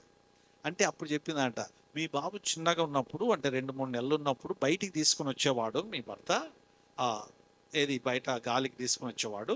మా ఇంటి ముందు అక్కడ వాళ్ళకు పొలాలు ఉండేవి, ఆ పొలాల దగ్గర వాళ్ళ ఇల్లు, అక్కడి వరకు నేను బాబుని తీసుకెళ్ళేవాడిని. ఈమె ఒకసారి బయటికి 2-3 సార్లు వచ్చి వాడిని చూసి ఎంతో సంతోషపడి, వాళ్ళు కుర్దిష్ ముస్లిమ్స్ వాళ్ళు, పాపం అక్కడ వాళ్ళు కూడా వేరే దేశం నుంచి వచ్చిన వాళ్ళు ముస్లిమ్స్. ఆమె వచ్చి వాడిని చూసి చాలా సంతోషపడి ముద్దులు పెట్టి చాలా ఆశగా చెప్పేది నాకు, ఏంటంటే నా దగ్గర ఒక ఆవు ఉంది, ఇప్పుడు అది అంటే ప్రెగ్నెంట్, ఇప్పుడు పాలు లేవు మా దగ్గర, కానీ మీ బాబుకు ఎప్పుడైతే పెరుగుతుంటాడో అప్పుడు నా ఆవు ఒకవేళ ఏమంటారు ఏమంటారు ఈ భాషలో మీ వైఫ్ ఈనింది అంటారు కదా, సో ఈనితే అప్పుడు పాలు వస్తే మీ బాబు తీసుకొని వస్తా అన్నారు. అంటే నేను నవ్వి మర్చిపోయినాను. ఆమెకు అదే సమయంలో ఆవు ఈనటము, పాలు రావటము, వాటిని ఆమె జ్ఞాపకం తీసుకొని రావటము అన్నది ఒక్కసారి ఆలోచించింది. ఇది నేను ఊహించలేదు, దేవుడు చేసే కార్యం. ఆమె దాదాపు వారానికి పైగా, దాదాపు 2 వారాలు డబ్బులు తీసుకోకుండా ప్రతిరోజు ఈ బాటిల్, అంటే మాకు డబ్బు వచ్చేంత వరకు, నాకు మళ్ళీ కొంత డబ్బు వచ్చేంత వరకు పాలు తీసుకొని వచ్చి, ఆమె తెలియదు ఆమె ఏం చేస్తుందో, ఆమె తెలియదు. ఎవరికి తెలుసు? దేవుడు తెలుసు. ఆయన మనను పోషించే దేవుడు. ఆమేన్. అంత గొప్ప దేవుని అనుభవపూర్వకంగా ఎరిగిన వాడు కాలేవు, కనుకనే ఆయన గొప్ప కార్యాలు చేయగలిగాడు. He followed his God fully. ఎలా ఫాలో చేశాడు అని అంటే ఆయన హృదయపూర్వకంగా ఆయన మాటలు సరిగ్గా విని, ఇందాక నేను చెప్పాను కదా, దేవుని మాటలు మనం సరిగ్గా వినాలి. వాక్యాన్ని మనం చదువుతున్నప్పుడు సగం సగం చదివి ఏదేదో మనకు నచ్చింది తీసుకొని నచ్చంది పక్క పెట్టి అలా చేయకండి. దేవుని మాటలను సంపూర్ణంగా సరిగ్గా అర్థం చేసుకోండి. ఆయన ఏమన్నాడు? నా ప్రజలైన ఇశ్రాయేలీయులకు ఇచ్చుచున్న దేశం అని అంటే ఇంక ఇచ్చాడు. ఎంత గొప్ప దేవుడు! ఆ రకమైన విశ్వాసంతో ముందుకెళ్ళాలి. అంతేకాని దేవుని మాటలను మరి డౌట్ పడే వ్యక్తులుగా మనం ఉండడానికి వీల్లేదు. చూడండి, అంతేకాకుండా ఆయన ఏం చేశాడు అని అంటే దేవుని పర్స్పెక్టివ్లో, లేకపోతే దేవుని దృక్కోణంలో చూశాడు పరిస్థితులను. మనుషులు 10 మంది ఏం చేశారు అని అంటే, అబ్బా ఎంత పెద్దగా ఉన్నారు వీళ్ళు, వీళ్ళ దేహాలు చాలా గొప్పవి, అనాకీయులు, రాక్షసులు, మనమేమో మిడతల్లా కనబడదు. మిడతల్లా లేరు కానీ వాళ్ళు అలా అనుకుంటున్నారు. అంటే వారి ఎదుట ఉన్న సమస్య, లేకపోతే అనాకీయులు అంత గొప్పగా వాళ్ళు కనబడితే వీళ్ళకేమో వాళ్ళు చిన్న కనబడ్డారు, వీళ్ళేమో గొప్ప కనబడ్డారు. విశ్వాసులైన ఇద్దరికి, యెహోషువకు కాలేబులకు ఆపోజిట్గా కనబడతా ఉంది. వీళ్ళేమో గొప్పగా కనబడుతున్నారు, వీళ్ళకి గొప్పగా లేరు, కానీ వీళ్ళ దేవుడు గొప్ప దేవుడు. ఆమేన్. మా దేవుడు గొప్పవాడు గనక వీళ్ళ దేహాలు గొప్పవైనా సరే వారిని మించిన మా దేవుడు మాతో ఉన్నాడు గనక వారికి మనం భయపడకూడదు అంటున్నాడు. అది విశ్వాసుల దృక్కోణం. ఇది దేవుని దృక్కోణం. దేవుని వైపు నుంచి చూడాల్సిన విధానం ఇది. ఆ విధానము విశ్వాసులైన నీకు నాకు ఉండాలని దేవుడు జ్ఞాపకం చేస్తుంది. అలాంటి విశ్వాసం ఎవరికి ఉందయ్యా? ఆ దృక్కోణం ఎవరికి వచ్చిందంటే కాలేబు మరి యెహోషువలకు వచ్చింది కాబట్టి దేవుడు వారిని ఆశీర్వదించాడు. అంతేకాకుండా కాలేబు ఏం చేశాడంటే అసలు చూడలే, విజయాన్ని చూడలే, కానీ విశ్వాసంతో చూసేస్తున్నాడు. చూడండి వాక్యం ఏమంటుంది? 2 కొరింథీయులకు రాసిన పత్రిక, కొరింథీయులకు రాసిన 2వ పత్రిక 5వ అధ్యాయం 7వ వచనం. వెలిచూపు వలన కాక విశ్వాసం వలనే నడుచుకుని అంటున్నాడు దేవుడు. ఇప్పుడు మనను కాలేబు అది చేశాడు. కాలేబు చేసింది ఏంటంటే తనకు కనబడిన, అంటే ఈ 10 మందికి ఎవరు కనబడ్డారు? ఆ దీర్ఘ దేహులు కనబడ్డారు, రాక్షసులు కనబడ్డారు. కానీ కాలేబు వాళ్ళని చూడలే. ఆయనకు కూడా కనబడ్డారు, కానీ కనబడని దేవుని చూశాడు ఆయన. ఆమేన్. అలాంటి విశ్వాసము నీకు నాకు ఉండాలని దేవుడు ఈరోజు జ్ఞాపకం చేస్తున్నాడు. మన విశ్వాసము కనబడే దాన్ని బట్టి కదిలిపోకూడదు అంటున్నాడు. కనబడే దాన్ని బట్టి కలవరపడకూడదు అంటున్నాడు. కనబడని దేవుణ్ణి బట్టి మీరు ధైర్యంగా ఉండండి. కనబడిన వాటిని నమ్మి చాలామంది మోసపోయిన వాళ్ళు ఉన్నారు బైబిల్లో. అవ్వ ఒకటి, అవ్వతో పాటు తాత కూడా ఇంకో రకంగా అనుకోవచ్చు. అవ్వ ఆదాం ఇద్దరితో సమస్య వచ్చింది. అవ్వ ఏం చేసిందంట? ఆ పండుని ఏం చేసిందంట? చూసిందంట. చూసి కళ్ళకు రమ్యమైనదియు, ఆహా, ఇంకా అదంట, ఇంకా ఆహారమునకు ఎంతో రుచికరమైనది లాగా కనబడ్డదంట. అప్పుడు తీసుకొని తిన్నదా. కళ్ళకు కనబడిన దాన్ని తీసుకొని తింటే సమస్యలు వస్తాయండి. అవ్వకొచ్చిందా? అంతేకాదు, లోతును వాళ్ళ పెద్దనాన్న ఏమడిగాడు? అయ్యా, నీవు కుడికి వెళ్తే నేను ఎడకు వెళ్తాను, నువ్వు ఎడమకు వెళ్తే నేను కుడికి వెళ్తాను, నీకు కనబడింది, నీకు ఇష్టమైనదో నీవు తీసుకో, నేను వేరే దానికి నేను వెళ్ళిపోతాను అని అంటే, అప్పుడు లోతంట చుట్టూ చూశాడట. చుట్టూ చూస్తే ఏదో ఒకటి కనబడింది ఆయన. ఏం కనబడింది? సొదొమ గొమొర్రాలున్న ఆ లోయ ప్రాంతం కనబడిందంట. బైబిల్లో ఉంది. లోయ ప్రాంతం పచ్చగా ఎలా కనబడిందో తెలిసిన? ఏదేను తోటలా కనబడిందట. అమ్మో, పచ్చగా కళ్ళకు ఆకర్షణీయంగా ఉంది. అప్పుడు ఆయన అన్నాడంటే నాకు అది కావాలి అన్నాడు. కళ్ళ కనబడింది, బాగుంది, సరే వెళ్ళు అన్నాడు. వెళ్ళాడు. ఏమైందో మనకు తెలుసు. భయంకరంగా. అంటే కేవలము దృష్టిపై ఆధారపడి మీరు ముందుకెళ్తే, యువకులు కదా, మనకేం కనబడతాయి? కళ్ళకు అందంగా, అన్ని అందంగా కనబడాలి. రెండు వైపు, అంటే ఒక్కరిని అనడానికి వెళ్ళలేదు. మీరే కాదు, నేను కూడా అలాగే అనుకున్నాను. అది వేరే విషయం. అంటే అనుకోవడం వేరు, తప్పేం కాదు అది. కానీ కేవలం దానిపైన మీద ఆధారపడితే you will land in a very dangerous place. అంటే నువ్వు తర్వాత అక్కడ నుంచి పీక్కోలేని ఊబిలో పడిపోతావు. లోతును జ్ఞాపకం చేసుకో, అవ్వను జ్ఞాపకం చేసుకో, ఇంకా బైబిల్ ఉన్నారు. కేవలము కళ్ళకు కనబడిన దాన్ని, కేవలము బాహ్య సంబంధమైన వాటిని, కేవలము ఈ రోజుకు మాత్రమే తృప్తినిచ్చేదాన్ని, కేవలము నాకు నచ్చిన జాబు, నాకు నచ్చిన ప్రదేశము, అక్కడికి మాత్రమే నేను కొందరైతే దేవుడు ట్రాన్స్ఫర్ చేసినప్పుడు కొన్ని ప్లేస్లోకి వెళ్ళడానికి మనసు ఒప్పదు. అంటే విశ్వాసాన్ని బట్టి. కొందరు నేను చూశానండి, కొందరు విశ్వాసంతో వాళ్ళు ఏమంటారంటే, దేవుడు నన్ను ఎక్కడికి వేసిన అండమాన్ వెళ్ళొచ్చాడు బ్రదర్, సో అండమానికి వేసినా నేను వెళ్తాను, ఎందుకంటే దేవుడు పంపిస్తే అక్కడ కూడా నేను సాక్ష్యంగా ఉంటాను, దేవుని చిత్తం, నేను వెళ్తాను అనే వాళ్ళు ఉన్నారు. కొందరైతే ఏడుస్తూ, దేవా అండమానొద్దు, నేను ఇక్కడ హైదరాబాద్లో, నేను నర్సరావుపేటలో మధ్యలో నాకు ఉద్యోగం ఇవ్వు, లేకపోతే అక్కడికి ట్రాన్స్ఫర్ చెయ్యి, నేను మా అమ్మకు, మా నాయనకు, మా కుటుంబానికి దగ్గరగా ఉండాలి, నేను చచ్చేంత వరకు వాళ్ళతో ఉంటాను అని ఏడుస్తూ ప్రార్థన చేసి ట్రాన్స్ఫర్ చేసుకోవడానికి ఏడుస్తుంటాం. అవునా? కొన్నిసార్లు ఆలోచించాలి. దేవుడు ఏం చేస్తాడంటే, సరే నీ ఇష్టం అంట. దేవుడు ఇవ్వాల్సిన కొన్ని ఆశీర్వాదాలు మనం కోల్పోతాం. ఎందుకు అని అంటే, ఇలాంటి దాని కొరకు ప్రార్థన చేసేటప్పుడు కొద్దిగా జాగ్రత్తగా ప్రార్థన చేయాలి. యేసు ప్రభు ప్రార్థన చేయాలి. నేనేమంటాను అంటే, నేను కూడా చేస్తాను యేసు ప్రభు ప్రార్థన. ఆయన ప్రార్థన ఏం చేస్తాడు చివరిలో, ఈ గిన్నెను నా నుంచి తొలగించము, అయినను నీ చిత్తమే నెరవేర్చు. నీ చిత్తమైతే ప్రభా నాకు ట్రాన్స్ఫర్ చేయి, నీ చిత్తం అక్కడే ఉంటే నీవు చేయి, కానీ కనికరించు, నీ చిత్త ప్రకారం మేలు చెయ్యి అన్న ఒక్క మాటతో మన ప్రార్థన మనం సరి చేసుకోవాలి. నాకు ఇదే ఈ దేవా అని అంటే, ఎప్పుడో ఒకప్పుడు ఇస్తే మాత్రం కొన్నిసార్లు ప్రమాదంలో పడే అవకాశం ఉంది. అలా కాకుండా, దేవా నువ్వు నాకు ఇది ఇవ్వు, నీ చిత్తమైతే, అయ్యా నాకు ఇది ఈ జాబు, లేకపోతే ఈ స్థలం, లేకపోతే ఈ ఇల్లు, లేకపోతే ఈ అమ్మాయి, లేకపోతే ఈ అబ్బాయి, నీవు ఇవ్వు, నీ చిత్తమైతే, నీకు మహిమగా ఉంటే, నీ సంకల్పం అయితే ఇది నాకు దయచేయి. అడిగే హక్కు మనకి దేవుడిచ్చాడు. అడగాలి, కానీ విశ్వాసంతో అడగాలి, ఆయన చిత్త ప్రకారం అడగాలి. ఆయనకు, దేవానికి వ్యతిరేకమైనది నా నుంచి తీసివేయని కూడా ప్రార్థించగలగాలి.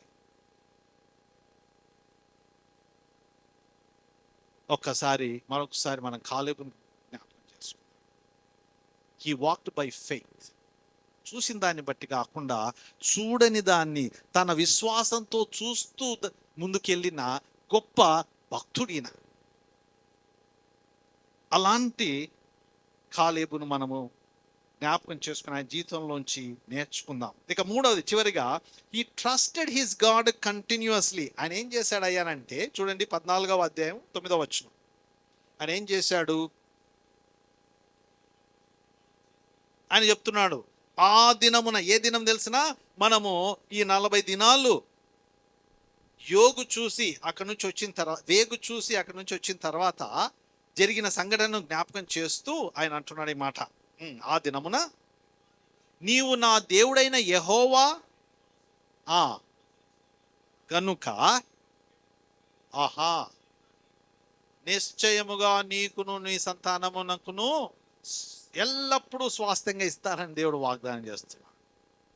ఆయన ఎలాంటి వ్యక్తి అనంటే, కంటిన్యూస్లీ ఇంకా ఆయన దేవుని నిండు మనసుతో అనుసరిస్తూ వచ్చాడు. అటు ఇటు చూడలే, అది ఇది డౌట్ రాలే. ఒకసారి ఆలోచించండి, 40 ఏండ్లు ఆయన నిజానికి కాలేబు యెహోషువలు వెళ్ళి వచ్చినప్పుడు ఎలాంటి వార్త చెప్పారు? మంచి వార్త చెప్పారు, విశ్వాసాలకు తగిన వార్త చెప్పారు. మళ్ళీ వీళ్ళు ఏమన్నా తప్పు చేశారా? కాలేబు ఏమైనా తప్పు చేశాడా? దేవుని దృష్టిలో చేయలేదు. ఇప్పుడు దేవుడు ఆయన ఏం చేయాలి అంటే, మామూలుగా దేవుడు చేసిన పని చేస్తే దేవుడు ఏం చేస్తాడు? దీవిస్తాడు, ఆశీర్వదిస్తాడు, ఆయన ఇచ్చిన మాట ప్రకారం ఏం చెప్తాడో అది ఇస్తాడు. మరి వాళ్ళిద్దరిని, సరే మీ ఇద్దరు పోండి, మీతో వాళ్ళని నేను ఇటు తీసుకుపోతా, వీళ్ళు తప్పు చేశారు కాబట్టి అన్నాడా దేవుడు? ఇప్పుడు వీళ్ళు కూడా ఆ తప్పుకొచ్చిన శిక్షణ అనుభవిస్తుండ్రా లేదా? ఎవరు? కాలేబు యెహోషువలు తప్పు చేయకున్నా వాళ్ళకేం జరుగుతూ ఉంది? మిగతా వారితో పాటు శిక్ష అనుభవిస్తున్నారు. 40 ఏళ్ళు వాళ్ళు కూడా ఆ అరణ్య మార్గంలో శ్రమలు అనుభవించి నడిచారండి. ఎప్పుడైనా వాళ్ళు ఎక్కడైనా సనుగు గొనుగు చూపించారా ఇద్దరు? అబ్బా దేవా, మేము ఏమన్నా తప్పు చేస్తేమయ్యా, వీళ్ళంతా చేసిరు కదా, వీళ్ళంతా పాపం చేసిరు, వీళ్ళంతా నీకు విరుద్ధంగా మాట్లాడారు, నేను చేయలేదు, మరి మా బ్రదర్ కూడా చేయలేదు, మేమిద్దరం చేయలేదు, అయినా మాకెందుకు ఈ కష్టాలు, అయినా మాకెందుకు ఈ శ్రమలు అని వాళ్ళు ఎప్పుడైనా ప్రార్థన చేసినట్టు బైబిల్ ఎక్కడ ఉందా? చేయలేదండి. ఎందుకు తెలుసా?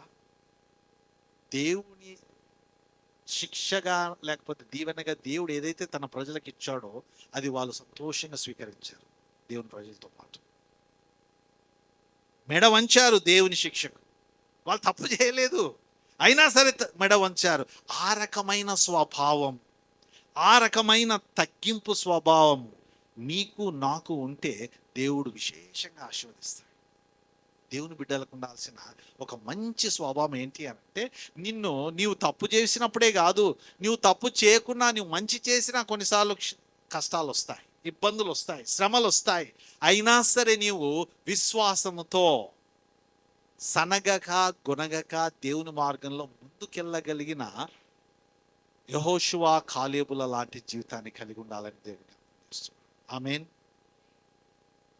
మన దేవుడు మన నుంచి ఆశిస్తున్నది అదండి. కష్టాలు రాగానే ఏడ్చేయడం, సరే ఏడ్చడం తప్పు కాదు, కానీ దేవునిపై పడి ఏడ్చడం. దేవుని నేను నమ్ముకున్నాను, దేవునికి అది ఇచ్చాను ఇది ఇచ్చాను, ఏదేదో, మరి దేవుని అన్ని దేవునివే.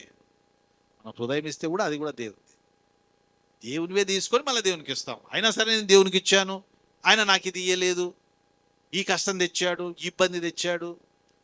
ఎంత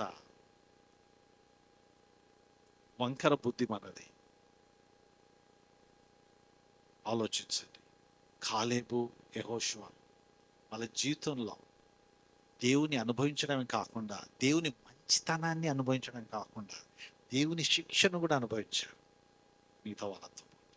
కానీ ఎక్కడ కూడా సనగలేదు, గొనగలేదు. ఎక్కడ కూడా దేవునికి వ్యతిరేకంగా మాట్లాడలేదు. ఎక్కడ కూడా వాళ్ళు మరి ఎందుకు ఇది, ఈ కారణం ఏంటి, అసలు దేవుడు మమ్మల్ని కూడా ఎందుకు శిక్షిస్తున్నాడు అంటూ వాళ్ళు ఇబ్బంది పడుతున్నారు. ఆయన చేసింది చివరికి ఏంటి అని అంటే, కాలేబు చేసిన వీటన్నిటిని బట్టి ఒకే ఒక ప్రాముఖ్యమైన విషయం చేశాడు. అదేంటి అంటే, ఇందాక నేను చెప్పాను, ఆయన మరి ఒక అబ్బురమైన ఆశను వ్యక్తపరిచాడు. ఆయన ఏమడిగా అంటే, అందరూ ఇది చాలా ప్రాముఖ్యమైన విషయం అండి. ఈ వచనం చదవండి దయచేసి ఎవరైనా, చివరిలో ఆ వచనం. కాలేబు అంటున్నాడు, కాలేబు యెహోషువ దగ్గరికి వచ్చి అడుగుతున్నాడు, ఇవన్నీ చెప్పేసి, ఆ దినాలు ఇలా జరిగింది కదా, దేవుడి వాగ్దానం చేశాడు కదా, ఇవన్నీ చెప్పి ఈ మాట కోరుతున్నాడు. ఇప్పుడు ఆయన కోరుకుంటున్నాడు. యెహోవా, ఇక్కడ ఏంటి, మళ్ళీ ఒకసారి చదవండి. యెహోవా సెలవిచ్చిన ఈ కొండ ప్రదేశమును నాకు దయచేయము, అనాకీయులను ప్రాకారములు గల గొప్ప పట్టణములను అక్కడ ఉన్న సంగతి ఆ దినమున నీకు వినబడను కదా. యెహోవా నాకు తోడై ఉండిన ఎడల, యెహోవా సెలవిచ్చినట్లు ఆ దేశమును స్వాధీనపరచుకో. ఆమేన్, ఆమేన్. ఈయన ఏం చేస్తున్నాడంటే, ఇది బాగా వినాలి, ఇది బాగా వినాలి. ఈయన అభ్యర్థన ఎలా ఉందంటే, అద్భుతమైన అబ్బురపరిచే అభ్యర్థన చేశాడు. అందరూ వచ్చేసి ఏమడుగుతున్నారు? మంచి మంచి స్థలాలను, ఇబ్బంది లేకుండా, ఎలాంటి గుట్టలు లేకపోతే కొండలు లేకపోతే అలాంటి ప్రాంతాలు అయితే వ్యవసాయానికి సరిగ్గా సరిపోదు. వ్యవసాయం చేసుకోవాలి అని అంటే చక్కగా సమతలంగా ఉండి, మైదానంగా ఉండి, ఎలాంటి ఇబ్బంది లేకుండా చక్కగా ఉంటే పని తక్కువ ఉంటుంది. కాబట్టి అందరూ అలాంటి ప్రాంతాన్ని కోరుకుంటూ వెళ్ళిపోతా ఉన్నారు. నీళ్లు లేకపోతే మంచి మంచి ఏమంటారు చెట్లు, అలాంటి ప్రాంతాలను కోరుకొని అందరు వెళ్ళిపోతున్నారు. కానీ ఎవరు ఇష్టపడని ప్రాంతం ఏంటో తెలుసున? కొండల ప్రాంతం ఎవరు ఇష్టపడరు? కొండలలో ఏం ఏం ఏం పంటలు వేసుకుంటారు? ఇప్పుడైతే కొండలు, అమ్మో, కొండలలో టీ, కాఫీ లాంటివి వేస్తారు కదా ఇప్పుడు. అప్పుడు టీ లేదు, ఛాయ్ లేదు, అప్పుడు టీ చేసుకోవడానికి వీల్లేదు కదా, వాళ్ళకి తెలియదు. కాబట్టి కొండల్లో ఏం చేసుకోవడానికి రాదు. అంతేకాకుండా ఆ కొండల్లో ఎవరున్నారంట? నాకీలు ఉన్నారు, రాక్షసులు ఉన్నారు. అలాంటి ప్రాంతానికి ఎవరు పోతున్నారు? ఎవ్వరు వెళ్ళట్లేదు. ఎవ్వరు వద్దు, మాకు వద్దు అది. మాకు ఈ మంచి మంచి ప్రాంతం ఉంది కదా, ఈ సుఖంగా ఉండేది, ఇబ్బందులు లేకుండా, తక్కువ కష్టాలు, అలాంటి ప్లేస్లోకి మమ్మల్ని ట్రాన్స్ఫర్ చేస్తే మేము సంతోషంగా వెళ్తాము, హాయిగా ఉంటుంది ప్రభా, మమ్మల్ని అక్కడ తీసుకెళ్ళి. మంచిది, అందరూ, అది తప్పేం కాదు, పాపం కాదు అది కదా. అయితే తమ దేవుని ఎరిగిన వారంట బలము కలిగి గొప్ప కార్యాలు చేసే వాళ్ళంట, వాళ్ళు వేరే వాళ్ళ కోరికలు వేరగొట్టాయంట. ఎందుకంటే వాళ్ళు గొప్పవాళ్ళు, వాళ్ళ దేవుడు గొప్పవాడు. వాళ్ళు దేవుడు గొప్పవాళ్ళు కనుక వాళ్ళు కోరేటివి ఏంటంటే ఎవరూ వెళ్ళని కొండ ప్రాంతాలకు వాళ్ళు వెళ్తారు. ఆమేన్. కాలేబ్ అంటున్నాడు, ఈ కొండ ప్రాంతాన్ని నాకివ్వు. నీవు ఆ దినం విన్నావే, ఈ కొండ ప్రాంతంలో అనాకీలు ఉంటారని ఆ దినాన భయపడ్డారే ప్రజలందరూ. ఆ ప్రాంతం నాకి అయ్యా. అప్పుడు యెహోషువ దీవించి అది ఆయనకి ఇచ్చాడంట. ఆయన వెళ్ళి దాన్ని స్వతంత్రించు. ఎంత గొప్ప విషయం ఇది. సేవలో కూడా చాలామంది కష్టాల్లో, ప్రతి సేవ ఎక్కడన్నా మీరు సేవ చేయండి కష్టమేనండి. సేవ అంటేనే కష్టం. కానీ ఈ కష్టాలలో కొన్నిసారి అతి కష్టమైన విషయం నా అనుభవపూర్వకంగా చెప్పేది అని అంటే, ముస్లిమ్స్ మధ్య సేవ చేయండి. బ్రదర్ సాక్ష్యం కూడా చెప్పాడు కదా. అంటే ఆయన కూడా ఒకప్పుడు ఇస్లాంలో ఉన్న వ్యక్తి కూడా, అంటే ప్రభులోకి వచ్చిన తర్వాత కూడా వాళ్ళ దగ్గరికి వెళ్ళాలంటే కొద్దిగా జడుకు, అంటే ఏమంటారు, కొద్దిగా భయం ఉండింది. అంటే ఎందుకు అని అంటే అనాకీయులు అక్కడ ఉంటారు. అవి కొండ ప్రాంతాలు. అంటే ఈ కొండ ప్రాంతం అనాకీలు అంటే వాళ్ళు రాక్షసులు అనుకుంటాం. నో, తప్పుగా అనుకో. ఇది ఇది ఇది ఉల్టా. ఏంటి అని అంటే ఇస్లాం అన్నది అనాకీయులు, కొండ ప్రాంతం అంటే ముస్లిం. బాగా వినాలి, బాగా అర్థం చేసుకోండి. ఆత్మీయంగా ఇప్పుడున్న పరిస్థితుల్లో ఎవ్వరు వెళ్ళకుండా, ఎవ్వరు అసలు వాళ్ళ గురించి ఆలోచించకుండా దూరంగా వెళ్ళి ఈ ప్రాంతాలన్నీ ఏంటంటే కొండ ప్రాంతాలు అంటే చాలా కష్టమైన ప్రాంతాలు. అది ముస్లింల హృదయాలు. వాళ్ళను అంటే సువార్త చెప్పి వాళ్ళని మార్చి అక్కడ ఏంటంటే మంచి చక్కటి టీ గార్డెన్స్ వేయాలి అని అంటే ఆ హృదయాలను ఏం చేయాలి? సాగు చేయాలి. ఆ హృదయాలు ఆ కొండలు ఇవి బాలేని కొండలు అనకుండా వాటిని ఈ దినాల్లో అయితే చక్కగా వాటిని సాగు చేసి అద్భుతమైన పంటలు పండిస్తున్నారు. వాటిని ఇంకెక్కడ పండవు, అవి ఆ కొండల్లోనే పండుతాయి. అంటే వాటిలో ఉన్న సారం మనకు అర్థం కావట్లేదు. అంటే గొప్ప కొండలు అన్నవి కూడా గొప్పవి అన్నట్టు. ఎందుకు అని అంటే దేవుడు సృష్టించాడు కాబట్టి. ముస్లిమ్స్ కూడా వాళ్ళ హృదయాలు కూడా చాలా గొప్పవండి. కానీ ఆ గుట్టలను ఆక్రమించింది ఎవరు? ఆ కొండలను ఆక్రమించింది బైబిల్ ఎవరు? అనాకీయులు. వాళ్ళని వెళ్ళగొట్టాలంటున్నాడు దేవుడు. ఈ అనాకీయులను నిర్మూలన చేయమంటున్నాడు. అనాకీయులు అనంటే ఆత్మీయంగా మనుషులు కాదు, రాక్షస జాతి. అది ఒక రకమైన దేవునికి వ్యతిరేకమైన విశ్వాసము, మతము, లేకపోతే బోధ. అర్థమవుతుందా? ఇస్లాం చేసేది అదే. ఇస్లాం చేసేది దేవునికి వ్యతిరేకమైన బోధ, దేవునికి వ్యతిరేకమైన మాటలు, దేవునికి వ్యతిరేకమైన విశ్వాసం. అది దాన్ని తీసేయమంటున్నాడు కానీ మనుషులను కాదు. అర్థమవుతుంది కదమ్మా? కొద్దిగా ప్రార్థనలు మేము జ్ఞాపకం చేసుకోవాలి. ప్రార్థన ఎంత శ్రేష్టమైన మాట చెప్పాడు బ్రదర్ మనకు. ఆయన మారడానికి కారణం ప్రార్థన. ఆయన కొలీగ్, ఆయన ఫ్రెండ్ ఏడ్చుకుంటూ ప్రార్థన చేశాడు.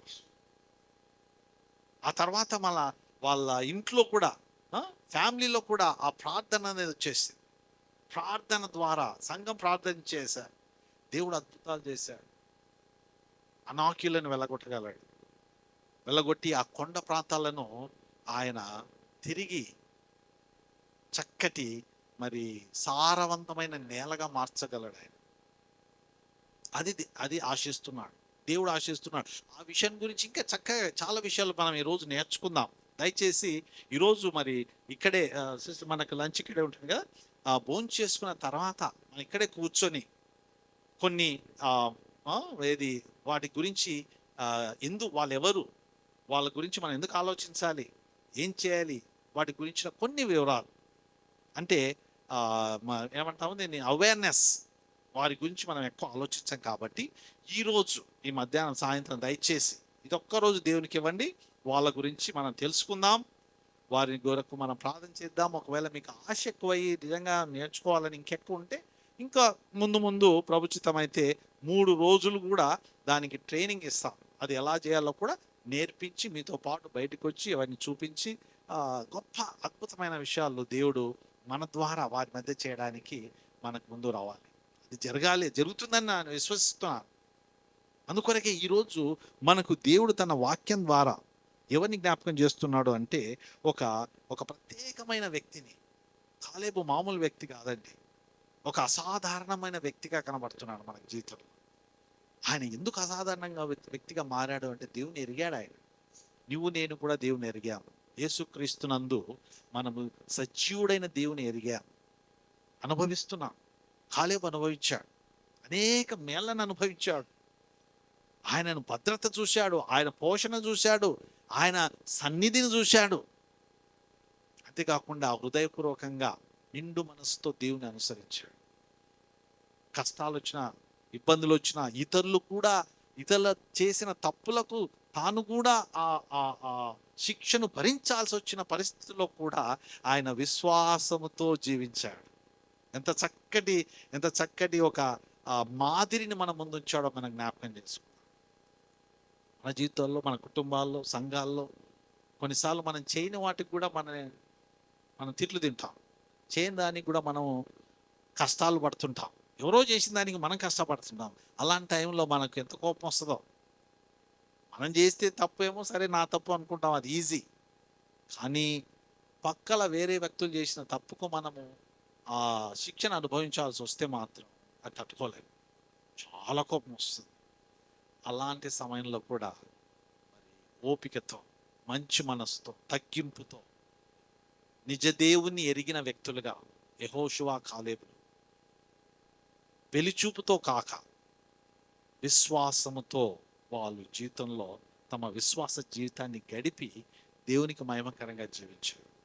అలాంటి జీవితం నీకు నాకు ఉండాలని దేవుడు ఆశిస్తున్నాడు. ఆమేన్. కళ్ళు మూస్తే మనం ప్రార్థన చేసుకుందాం.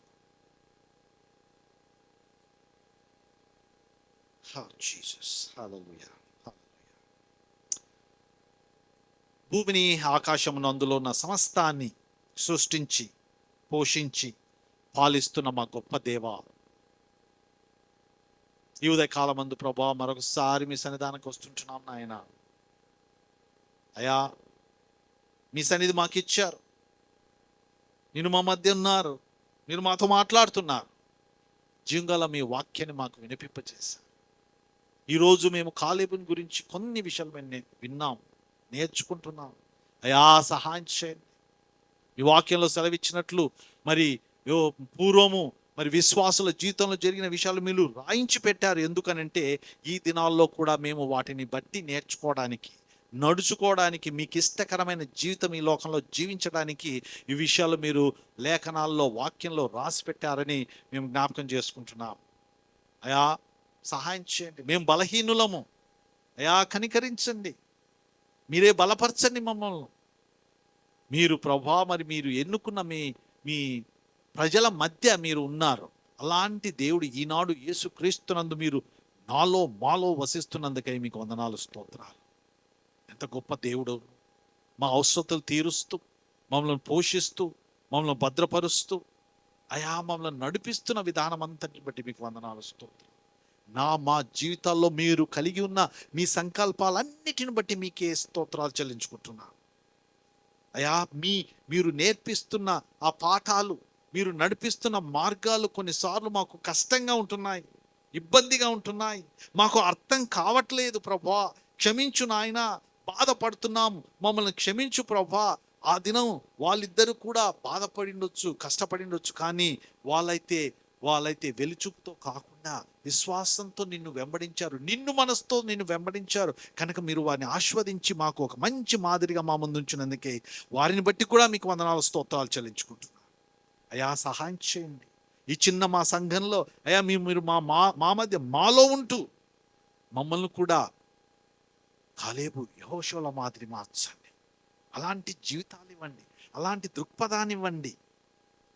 ఆ రకమైన విశ్వాసంతో మేము ఈ లోకంలో జీవిస్తూ మీకు మహిమకరంగా ముందుకెళ్ళడానికి మాకు సహాయం చేయమని మమ్మల్ని అందరినీ మీకే అప్పగించుకుంటూ సమస్త మహిమ ఘనత మీకు ఆరోపిస్తూ మీ సన్నిధి మాకు ఈ రోజంతా అనుగ్రహించి ఈ మధ్యాహ్నం కూడా ప్రభా మీరు మాతో ఉంటూ మాకు మాతో మాట్లాడుతూ మేము నేర్చుకోవాల్సిన విషయాలు మాకు నేర్పిస్తూ నడిపించమని మా ప్రభును రక్షకుడైన యేసు నామములో ప్రార్థించి వేడుకుంటున్నాము తండ్రి. ఆమేన్.